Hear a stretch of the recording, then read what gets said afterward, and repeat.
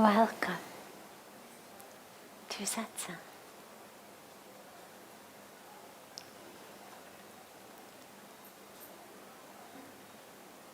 So beautiful to be together.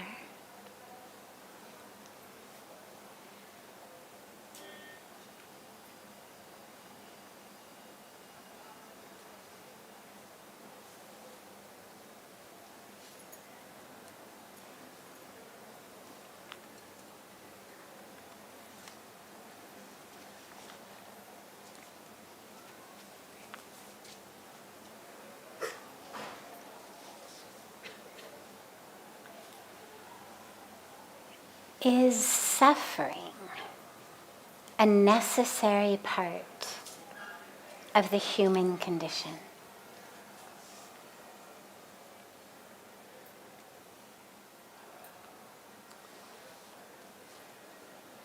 Depends how you define necessary. It's certainly a core component of the package deal of human life. In the Buddhist tradition, one of the core foundational truths is life is suffering.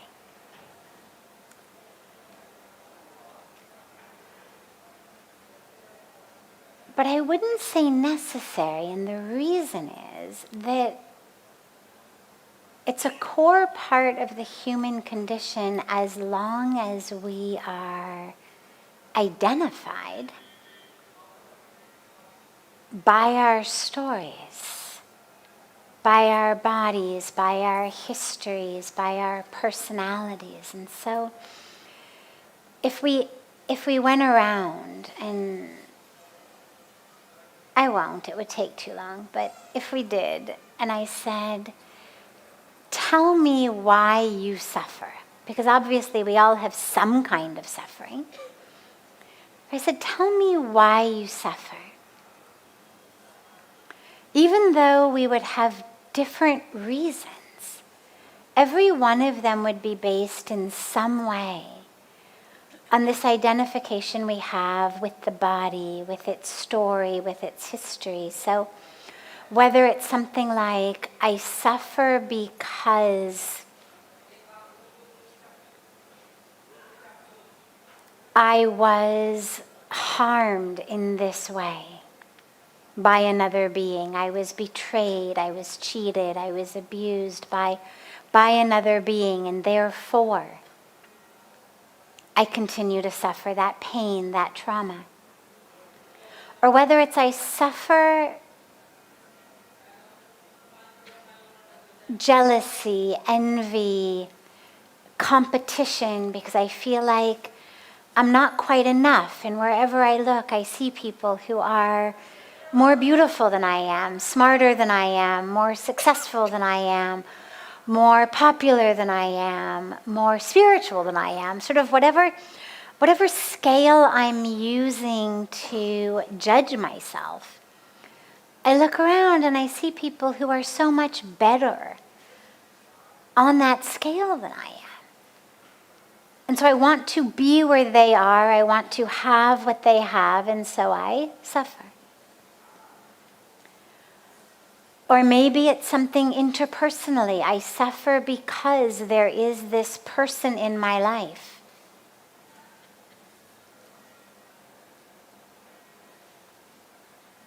who treats me in a certain way, who speaks to me in a certain way, or who is making their own life choices in a certain way. And it's making me suffer. So we'd have a lot of different examples, but they're all based on some sense where I've identified as the history of this body, where it's been, what's happened to it, what's been done to it, what it's experienced. Or I identify by how much it has, how much it can do, how successful it is. Or I identify it based on its relationships. As long as we live like that, suffering is a non-negotiable component of life. The way out of suffering is to disengage, to unhook my inner state, my inner emotional, mental, psychological state from identification with the physical body, with the story. So it is something that is transcendable, which is why spiritual practice, meditation, prayer, service, seva, yoga, sacrifice, all of the things that we do, the study of scriptures to get gyan, wisdom, devotional practices. All of these practices are there to help us out of this false identification. But I would give you an additional point as well.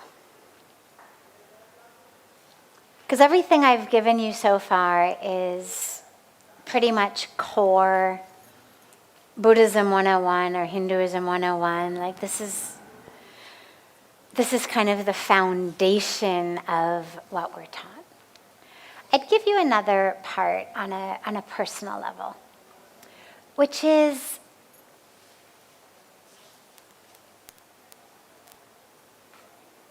even though the ultimate goal, the ultimate purpose, the ultimate point is to realize that we're not the body, that we are the soul, the spirit, to identify as that instead of as this body and story, to disengage from the history, the personality, all of that, and therefore we'd become free of suffering.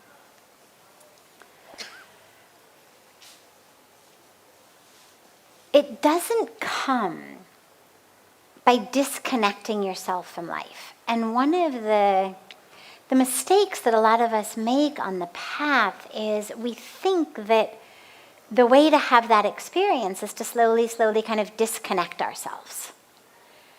And so what we end up doing is we end up pushing away human life. We end up pushing away love because, oh my God, it's going to lead to suffering. Like, if I love you so much and then you make a choice that I don't agree with, or you're not nice to me, or you do something that hurts me, or God forbid you get sick or die, I'm going to really suffer. And so in my aim not to suffer, in my aim to not identify as body, as relationship, we push away human life. And I don't think that's the goal. I don't think that's the way, and I don't think it's the goal. So neither the journey nor the destination.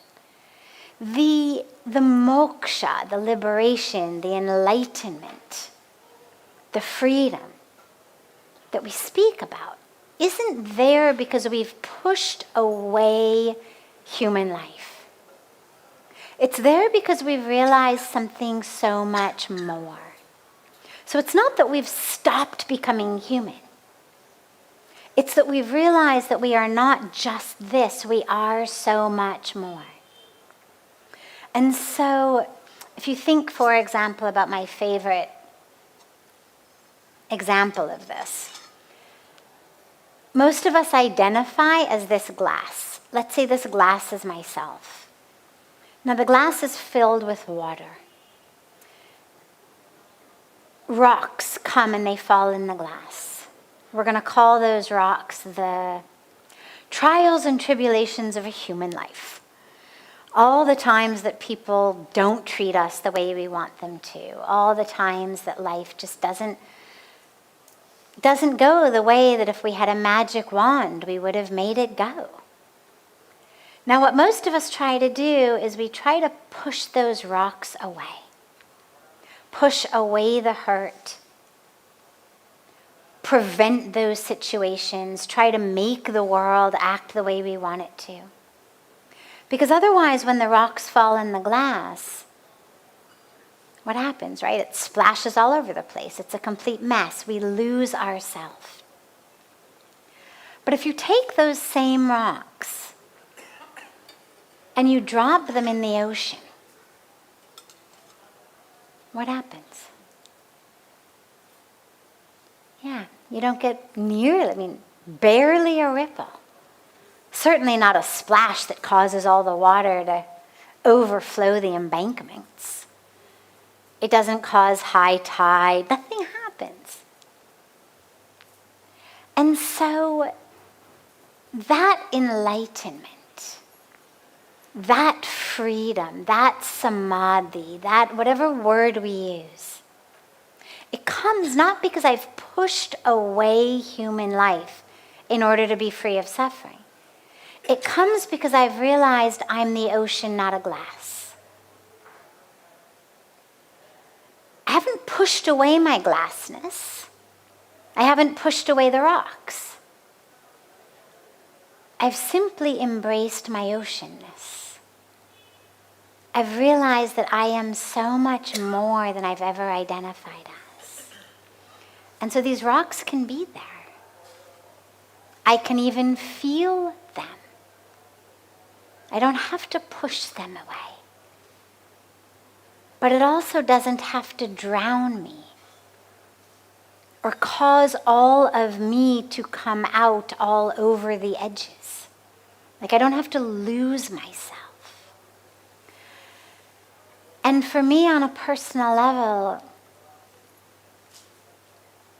I've noticed there's a lot more suffering the more I try to push away human life. When you embrace human life, yeah, there's always a bit of suffering. You love, you lose. You care about something, it doesn't happen the way you want it to. And it can be something personal or it can be an earthquake in Turkey and Syria, right? It can be anything. But when we love, we suffer. Because we've allowed ourselves to love. But what I've discovered personally is I suffer so much more when I push away that humanity than when I actually embrace it, even with those moments of the suffering, because the suffering it's a mirror. And it allows you to look into it, and it allows you to look into it and say, okay, there is suffering. And then we say, all right, what caused it? Most of the time, it's just our ego. Most of the time, it's like, oh my God, I can't believe that person spoke to me in this way. And then you get to look at yourself, and you get to kind of chuckle with love at the humanity of yourself. And say, all right, there we go, welcome to the fact that you're still human, right? And you get to kind of just, sort of soothe the ego a bit. You don't take it too seriously. You acknowledge it. All right, that's what it was. Or you look at it and you say,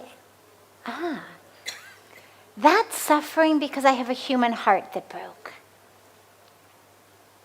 And I let myself care and love, not only soul to soul, which is the core of love, but I also let myself love individual being to individual being. And I was hurt. And then you get to analyze and you get to decide, well, was it worth it? And in most of the cases, yeah. It was worth it. But you get to make a conscious decision. I'm going to consciously decide to realize I am soul, to love from a place of soul, because it's so much bigger and fuller than a place of just one human psyche loving another human psyche. But we also allow ourselves to love from the place of humans. And whether it's human loving human, whether it's human loving tree, human loving river, it's beautiful. And it's beautiful to have that experience, even if it means you suffer when the tree gets cut down, or you suffer when the river is polluted or dries up, or you suffer when something happens to the loved one. But I've found on a personal level that every time I would again choose to have that human experience of love, even if it's going to give me a human experience of suffering. But it's a choice we get to make, and it's certainly not the same choice that everybody makes. There's no right or wrong. I happen to, in addition to loving the soul, I happen to also love the human existence. I think it's a really great gift. And so suffering is part of that package deal. But what happens with spiritual practice is it becomes more conscious.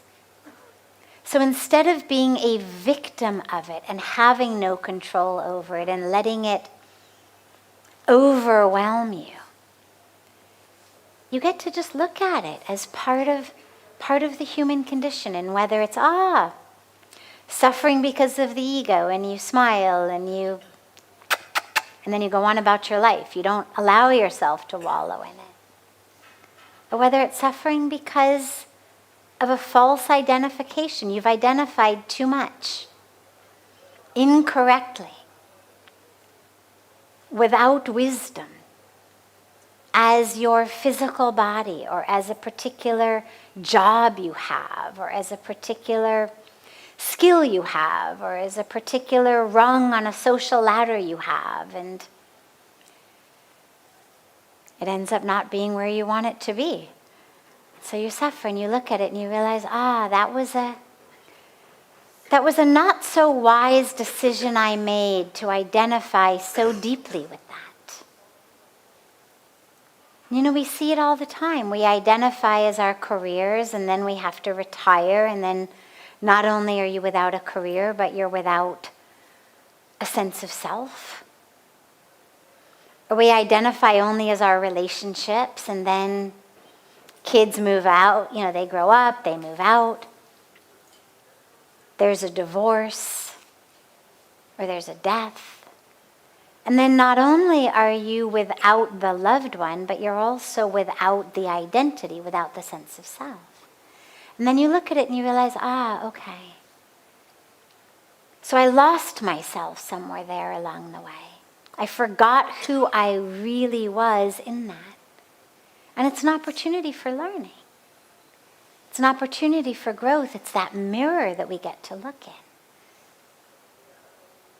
And sometimes it's just that beautiful experience of knowing that you are suffering because you love. And it's a willing, open-hearted, open-armed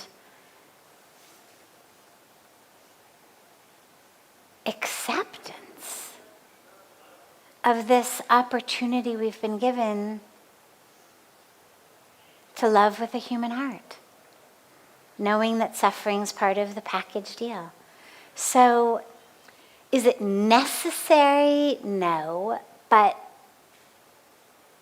it's going to be part of most of our lives. And what I would say is,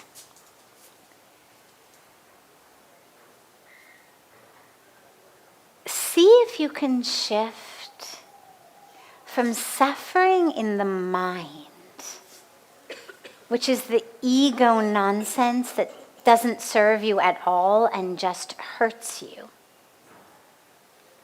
see if you can let go of that. Free yourself of that through the introspection, through the gyan, through the remembrance that you are not the body, the career, the bank account, all of that through this really refined spiritual practice. But that suffering in the heart that's there because we love, well, that's up to you. On a personal level, I allow it to be there. Because to me, it's worth it. It's worth the opportunity to love as a human that I know is going to include the suffering as a human. Because that love as a human is beautiful. But see if you can develop the refined discrimination of understanding what is suffering of the mind compared to what is suffering in the heart.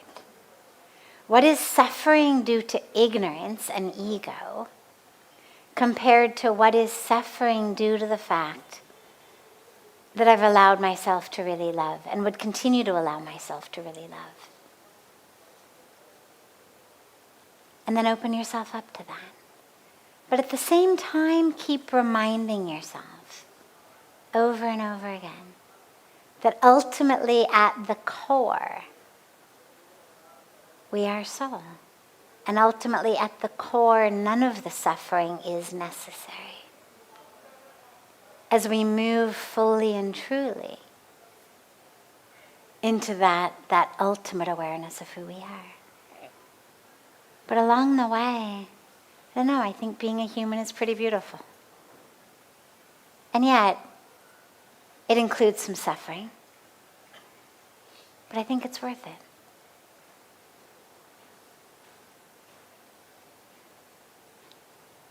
Other questions? Yes. Sure. Yes, we were going to start with you. Yes, you were. I remember. I came here from UK with my husband's ashes, who passed away recently.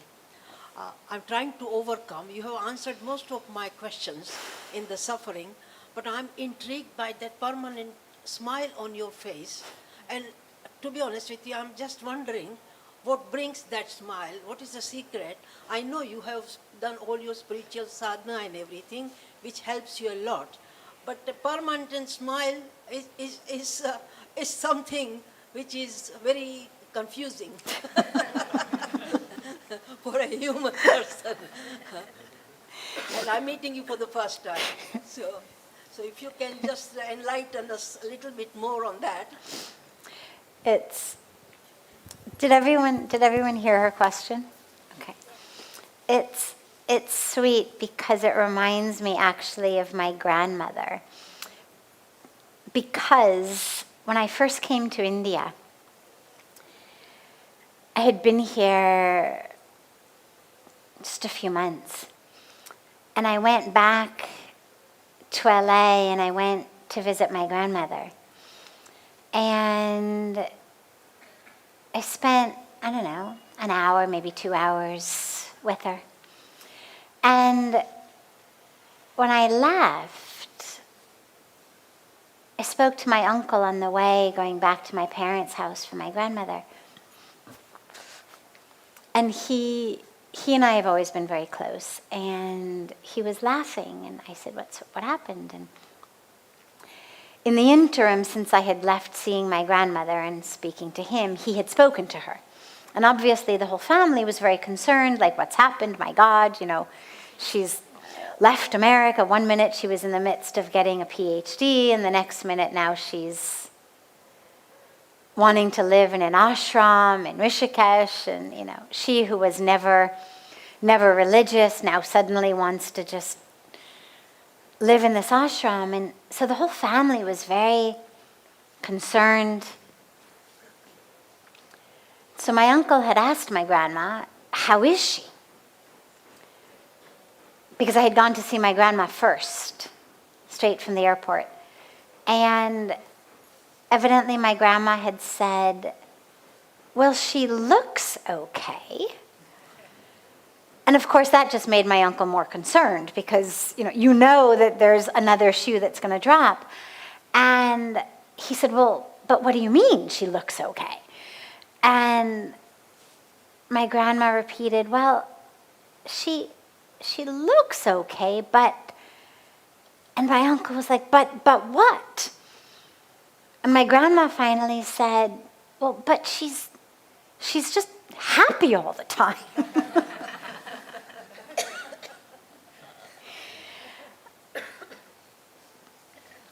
And it's so funny, and yet it's also kind of sad because if I had spent the hour or two with my grandma constantly checking my watch and saying, God, Grandma, I really got to go. I'm about to hit rush hour and, I got to get home and I've got all these things to do and I just got off the plane and, oh my God this or oh my God that. She would have said, yeah, she's great. Perfect. But that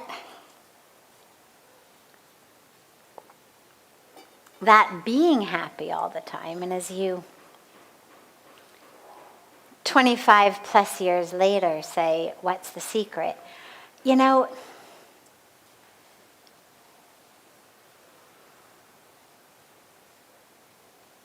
I don't think it's one thing. I mean, if I had to just say one thing, I would say it's the grace of God, the grace of the Guru, the grace of Ganga. But that's pretty amorphic and not necessarily so implementable. So given that grace is there for everyone and that grace doesn't discriminate and that grace is there for with all of you, let me see if I can put that into a way that's more specifically implementable. I think the core piece of it is really what we were talking about with suffering, which is a willingness to just be open to and with whatever the present moment is presenting. I spent a lot of the first 25 years of my life trying to not feel what I was feeling. And whether I was using food or alcohol or drugs or sex, there wasn't Facebook or anything like that at that time. But whatever numbing opportunities I had at hand, whether using any of those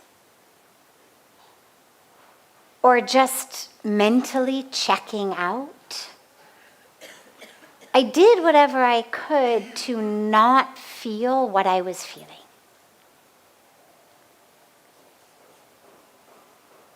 And to use substances or relationships to not feel what the present moment was making me feel. Whether it was anger, whether it was sadness, whether it was pain, whatever it might have been. I didn't want to feel it. And so I turned to all of these different ways to not feel. And I think a major thing that has shifted is I'm no longer afraid of feeling anything. There's no longer anything that arises in me that any part of me feels like I don't want to feel that, and that I need to therefore push it away in some way. And so I think that enables me to therefore respond to each moment with the joy and the gratitude for that moment, even if it's not necessarily bringing me something that I would have chosen if I had a magic wand. But to be able to be present in that moment, knowing that whatever it is,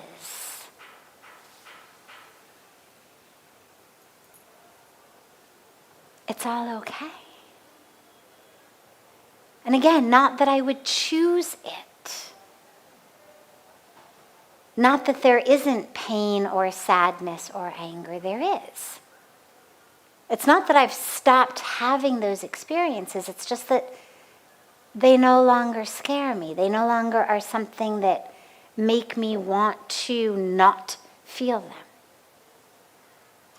And what I've noticed with emotions is when you're not afraid of them and you're not trying to numb them, they don't actually grab you nearly as hard. They actually tend to kind of flow like a wave that comes in and it peaks and it goes. And you'll notice this with the pain of loss. I mean, you're experiencing a very profound and very deep loss. And there's going to be pain, sadness, anguish, grief. But there's also going to be joy, because emotions are very fluid. And as a wave of pain or sadness arises, and then it dissipates, it shifts into, for example, a wave of joy.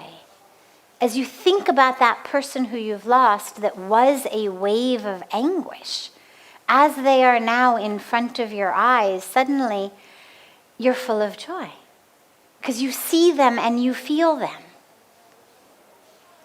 And then maybe that joy shifts to anger.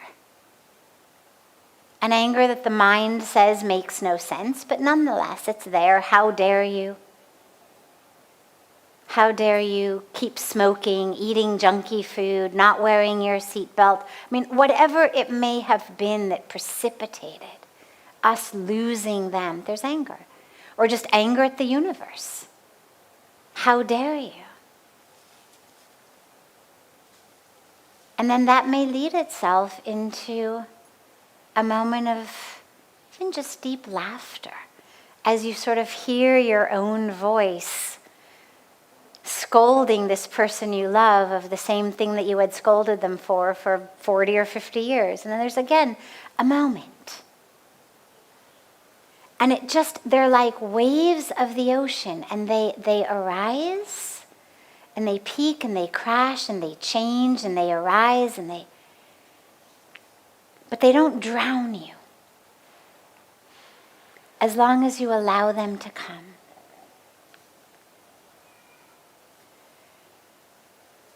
And I think that's one of the key secrets. And I think gratitude is another one. I find myself just infinitely grateful all the time. I find the universe so incredibly giving. And I find myself such an undeserving, and I don't mean that in any kind of personal belittling sort of way, but just in a really just honest, aware sort of way, just a very undeserving being of the grace and the blessings. And so I find myself just constantly in a state of awe and gratitude at the way that the universe just keeps showering blessings upon us through really no merit of our own. I mean, we're just here, and the universe just keeps giving us all of these blessings. And I think those two things are probably key to that smile. Yeah. And I'm so sorry about your husband. But I'm so glad that you were able to come here for those last rites. Yeah. You know, when we lose a loved one, it gives us really, along with the anguish and pain, such an incredible opportunity to connect with that being, soul to soul and energy to energy, rather than body to body. And that doesn't take away the loss of the physical body, but it reminds us that we've been given this opportunity to actually drop into the part of us that isn't our body in order to connect with the part of them that isn't their body. So our physical body can connect with their physical body. Our intellectual mind connects with their intellectual mind. We have a conversation or a debate or whatever it may be. Our emotional heart connects to their emotional heart. But our soul connects to their soul. And when they no longer have a body or a brain or that personal emotional heart, they still have soul. They still are soul. And so it sends us into the soul of ourselves to connect with them. And that's a very beautiful opportunity.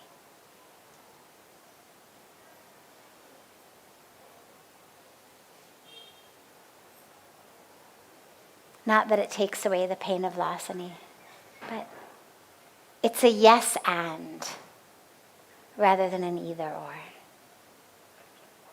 Yeah. Yeah. Are there any other questions?